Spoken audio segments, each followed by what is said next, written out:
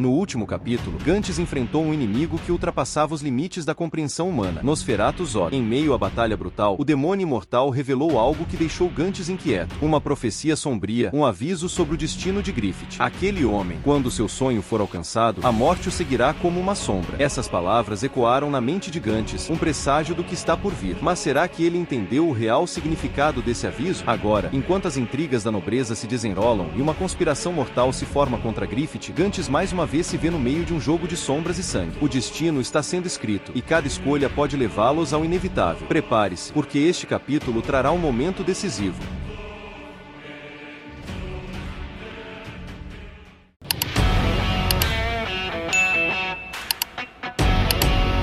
Em Windon, no castelo de Midland, entre os nobres, o boato sobre o ocorrido se espalhava. No entanto, eles concluíam que nenhum monstro havia aparecido, que tudo não passava de uma mentira, uma desculpa para o fracasso recente do bando do Falcão. Quando Gantz passava por dois nobres, eles tentavam confrontá-lo sobre o assunto. Porém, o olhar do comandante era claro, dizia para não se aproximarem. Ele seguia com sua muleta até o bando, que aguardava a visita de algumas pessoas desconhecidas a Griffith. Lá, seus amigos o confortavam, dizendo que o que aconteceu não era culpa dele e que deveriam seguir em frente. Gantz olhava para Griffith, que conversava com os desconhecidos e perguntava quem eram. Judeu respondia que eram aristocratas e padres. Eles não estavam ali porque gostavam do líder do bando, mas sim por interesse próprio. Afinal, Griffith era um jovem plebeu prodígio, que começava a alcançar posições rapidamente. Gantz fazia uma cara de quem não ligava para aquela bosta toda e começava a subir as escadas para entrar. Nesse momento, Casco chamava para parar, mas ele não dava a mínima. Ao passar pelos guardas, eles tentavam impedi-lo, um já ia para o chão, em seguida o outro. Quando ele ia entrar, Casco chamava novamente, e dessa vez, ele recebia um soco na cara. Com lágrimas nos olhos, ela dizia: "Por quê? Você é sempre assim, faz as coisas do seu jeito. E, ainda assim, o Griffith gosta de você." Gantz saía andando. Decidia deixar quieto. Poderia ver Griffith depois. A cena cortava para o dia seguinte. Em uma escadaria, ele treinava seus movimentos. Cada balanço da espada era pesado. Enquanto continuava treinando, lembrava-se das palavras de Casca. Era claro que ele estava frustrado com a situação, principalmente com o que ela havia dito. Então, Griffith aparecia, pedindo para ele ficar tranquilo e esquecer toda aquela confusão. Em seguida, mudava de assunto. "É sério que você já pode mover a espada dessa forma? Seus ferimentos eram bem piores que os meus. Você de fato é muito forte, Gantz." O comandante ficava em silêncio, apenas escutando. Griffith continuava: "Quero te pedir desculpas por ontem. Eu precisava falar com aqueles aristocratas. Mas Nosferatu Zod, eu ainda não posso acreditar que aquele monstro existe de fato. É como se fosse um pesadelo. Porém, existe outro lado da moeda. Coisas incríveis existem neste mundo. O que chamamos de Deus ou demônio talvez sejam a mesma coisa." Ele então olhava fixamente para Gantz e perguntava: "Mas me diga, Gantz, como eu sobrevivi depois que ele me acertou e apaguei?" Gantz explicava que foi graças ao Berrelite. Zod viu e decidiu sair. Griffith refletia e dizia: "Então devo agradecer àquela cigana. Afinal, foi ela quem me deu isso." Porém, Gantz mudava o assunto. "Há 3 anos, você disse que não queria perder um soldado como eu. Mas, dessa vez, você decidiu arriscar a sua vida. Se fosse racional, não faria isso." Griffith escutava em silêncio. Parecia pensar em algo até que, por fim, dizia: "Bom, eu não tenho uma resposta para você, mas preciso de uma razão para te ajudar." Gantz o olhava, surpreso. Nesse momento, alguém aparecia perguntando como Griffith estava. Ao olharem, viam que era o rei de Midland. Griffith imediatamente se ajoelhava e pedia para Gantz fazer o mesmo. Mas o comandante não seguia os modos reais. Um dos homens ao lado do rei ficava irritado com aquela falta de respeito de Gantz, e ele decidia se ajoelhar, mas apenas por causa de Griffith. O rei dizia que não havia problema, eles podiam se levantar. Ele reconhecia que estavam fazendo um árduo e bom trabalho. Aquele ao seu lado, que demonstrava irritação, era seu irmão mais novo, o Duque Julius, general do exército Dragão Branco e herdeiro do trono de Midland. Griffith dizia que era uma honra conhecê-lo, mas Julius apenas o olhava com uma expressão severa. O rei continuava conversando sobre a situação do reino, e Julius comentava que ele não deveria se dirigir a novos empregados. No entanto, o rei se mostrava grato ao trabalho do bando do Falcão. Griffith agradecia as palavras, mas então percebia algo. Ao olhar melhor, via uma jovem tímida ao fundo. Ele perguntava quem era. O rei a apresentava. Era sua filha, Charlotte, uma garota calada, que não gostava de soldados e raramente saía do palácio. O rei a chamava, mas Charlotte permanecia distante e tímida. Pouco depois, eles decidiam partir. Enquanto desciam as escadas, a princesa tropeçava. Antes que ela caísse, Griffith a segurava. Mas, ao invés de agradecer, o Duque Julius ia para cima de Griffith e dizia: "Como ousa tocar na princesa?" Em seguida, o golpeava. Gantz observava aquilo, furioso, e se preparava para agir, mas Griffith o impedia. Então, sorrindo, dizia ao Duque: General Julius, eu me sinto terrivelmente mal pelos meus atos. Julius olhava sem reação e descia as escadas. A princesa, ao se despedir, olhava para Griffith com um olhar curioso. Gantz observava seu líder e em seguida sorria. Aquela tinha sido uma boa atitude. A cena cortava para Julius caminhando pelo castelo. Lá, ele ouvia as servas conversando sobre Griffith, elogiando sua beleza e habilidades. Aquilo o irritava profundamente. Ele, o grande general e herdeiro do trono, via sua posição ameaçada por um mero plebeu. Com raiva, ele gritava para que parassem com aquele assunto, e as servas se retiravam rapidamente. Foi então que o ministro Foz aparecia. Com um olhar astuto, ele instigava a chama da inveja que crescia dentro de Julius. Este ano, está planejado que o bando do Falcão receba a honra de escoltar o rei na caçada de outono. Um evento que, até então, era responsabilidade dos dragões brancos. Julius cerrava os punhos. O ministro continuava. A honra e o orgulho dos dragões foi pisoteada. A fama do Duque Julius, o grande general, está sendo substituída por um novato chamado Griffith. Julius ficava em silêncio, mas dentro dele, o ódio e a inveja cresciam. Julius ficava irritado ao ouvir aquelas palavras, mas o ministro o acalmava. A caçada era um evento perigoso e acidentes podiam acontecer. Animais selvagens poderiam atacar Griffith, ou talvez ele pudesse ser atingido por uma flecha banhada em um veneno mortal. Um acidente como esse não seria tão improvável, certo? Com essa semente plantada em sua mente, Julius deixou a sala sorridente. Ele faria aquilo acontecer. De longe, o ministro observava tudo com um sorriso discreto. Seu plano havia sido iniciado sem que ele sequer precisasse sujar as mãos. Enquanto isso, naquela mesma noite, Gantz estava no telhado, mirando sua espada para os céus. Ele se lembrava das palavras de Griffith, dizendo que não precisava de um motivo para defender seu amigo. O comandante então concluía para si mesmo: por enquanto, irei usar minha espada por ele. No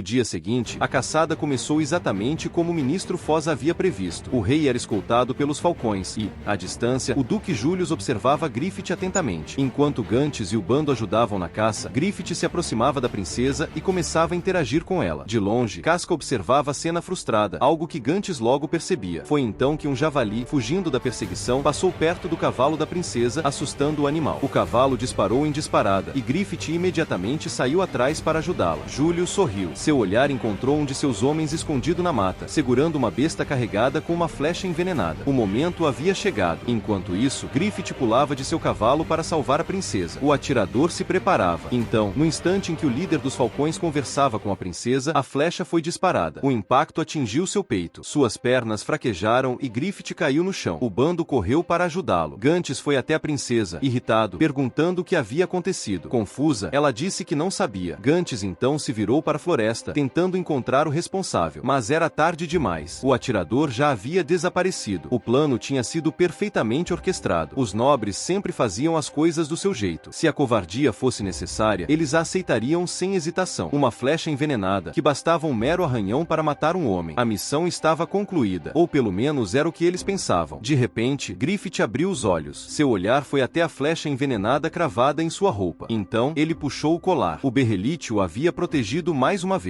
Naquele momento, ficava claro, o destino estava acima de qualquer nobre. Até mesmo Gantz percebeu que aquilo não era mera sorte, era algo além. Enquanto conversava com a princesa e os falcões, Griffith viu Gantz se afastar. O comandante disse que sairia para patrulhar. Ao ver seu amigo partir, Griffith desviou seu olhar para algo ao fundo. Seus olhos, afiados como os de um falcão, enxergaram Julius à distância. O duque estava frustrado, incapaz de esconder seu choque ao vê-lo ainda vivo. Griffith sorriu. Esse veneno que usaram em mim é caro. Noite no castelo de Windon. Julius estava furioso. Ele destruía objetos em seu quarto, tomado pela frustração. Sua mente estava inquieta. Será que eles podem desconfiar de mim? Mesmo que não desconfiassem, agora Griffith estava mais próximo da princesa. Pior ainda, ele era visto como um herói por todos, principalmente pelo rei. Afinal, concluíram que a flecha tinha sido destinada à princesa, não a um simples soldado. Julius se sentou, tentando raciocinar. E aquele olhar que ele me lançou, aquilo era desprezo? Como ele ousa me olhar assim? Eu, o herdeiro do trono de Midland. Na caçada, ele me observava como um falcão observando sua presa. Será que ele sabe? A dúvida e o medo de ser descoberto o atormentaram por toda a noite. Enquanto isso, em outra parte do castelo, Gantz subia uma escada e entrava em uma sala repleta de livros. Griffith estava ali. Ele comentou que já havia lido uma grande parte daqueles livros. História, religião, ciência, artes da guerra, até mesmo maquiagem e culinária. Gantz pegou um dos livros e folheou sem interesse. Foi então que Griffith selou um documento e olhou diretamente para seu comandante. Preciso que você mate mate alguém para mim. Ele fez uma pausa antes de continuar. O herdeiro do trono de Midland. O general dos dragões brancos. O Duque Julius. Griffith explicou que havia descoberto a origem do veneno da flecha. Era extremamente caro, algo que um plebeu jamais poderia adquirir. Apenas uma loja vendia aquele veneno, e recentemente, um arqueiro do exército dos dragões brancos o havia comprado. Uma servente, paga por Griffith para espionar, viu o arqueiro saindo secretamente do quarto de Julius. Ela ouviu algo sobre um assassinato, mas não tinha certeza. E então, durante a caçada, ao ver o olhar de Julius, Griffith teve certeza. Ele olhou diretamente para Gantz e concluiu: estou pedindo para você fazer esse trabalho. Não contei para ninguém além de você. É um serviço sujo. Você não pode falhar, nem ser descoberto. Gantz ouviu atentamente. Depois, cruzou os braços e respondeu com simplicidade: pare de complicar tanto. Apenas dê a ordem e eu a cumprirei, como sempre.